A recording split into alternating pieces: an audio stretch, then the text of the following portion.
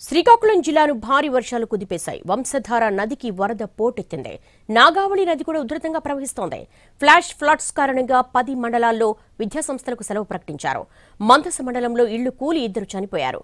అధికారులు, ప్రజాప్రతినిధులు సహాయక చర్యల్లో నిమగ్నమయ్యారు. బంగాళాఖాతంలో ఏర్పడిన తీవ్ర వాయుగుండం ప్రభావంతో శ్రీకాకుళంలో విస్తారంగా వర్షాలు కురిశాయి. ఎగువ ప్రాంతమైన ఒడిశాలో కూడా భారీ వానలు పడ్డాయి. దాంతో వంశధార నదికి భారీగా వరద వస్తోంది. ఒడిశాలోని అరబండే, బడనాల రిజర్వాయర్ల నుంచి నీటిని దిగువకు విడుదల చేస్తుండటంతో ఆ నీరంతా వంశధారలోకి చేరుతోంది. గొట్టా బ్యారేజీ నుంచి 1,04,891 క్యూసెక్కుల నీటిని దిగువకు వదులుతున్నారు. బ్యారేజీలోకి చేరుతున్న నీటిని దిగువకు విడిచిపెడుతున్నారు. బ్యారేజీ దగ్గర 3వ ప్రమాద హెచ్చరికను జారీ చేశారు. లోతట్టు ప్రాంత ప్రజలు అప్రమత్తంగా ఉండాలని అధికారులు హెచ్చరించారు.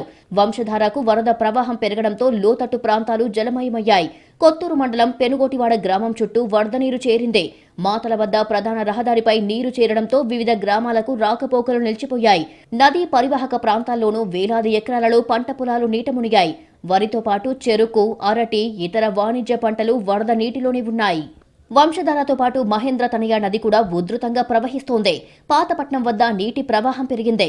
ఆర్టీసీ కాంప్లెక్స్ తో పాటు శివారు ప్రాంతాల్లోకి వరద నీరు చేరింది. పరివాహక ప్రాంతాల్లోని ప్రజలు నానా అవస్థలు పడుతున్నారు. నాగావళి నదిలో వరద ప్రవాహం క్రమేపీ పెరుగుతోంది. తోటపల్లి నుంచి దిగువకు వరద నీరు విడుదల చేస్తున్నారు. నారాయణపురం ఆనకట్ట వద్ద ప్రవాహం పెరిగింది. ఈ నీటిని దిగువకు వదులుతుండటంతో శ్రీకాకుళం వద్ద కూడా నీటి మట్టం పెరిగింది. ప్రస్తుతానికి శ్రీకాకుళం వద్ద నాగావళి నది నిలకడగానే ప్రవహిస్తోంది. శ్రీకాకుళం జిల్లాలోని కాకుండా ఎగువ ప్రాంతాల్లో కురిసిన భారీ వర్షాలతో ఆకస్మిక వరదలు వచ్చాయి. వాతావరణ శాఖ ముందే హెచ్చరించడంతో జిల్లా అధికార యంత్రాంగం అప్రమత్తమయ్యింది. దసరా పండుగ రోజున ఏకధాటిగా వర్షం కురిసింది. కలెక్టర్ జిల్లా అధికార యంత్రాంగాన్ని సిద్ధంగా ఉంచారు. గొట్టా బ్యారేజీ వద్ద పరిస్థితిని ఎప్పటికప్పుడు పర్యవేక్షిస్తున్నారు. Revenue, police, irrigation, Panchayati Raj, fire, SDRF, R and B, విద్యుత్ సిబ్బందిని మోహరించారు.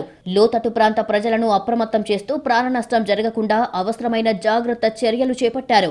వంశధార వరద ప్రభావిత ప్రాంతాలలో డ్రోన్ ద్వారా ఎప్పటికప్పుడు స్థితిగతులను తెలుసుకుంటున్నారు.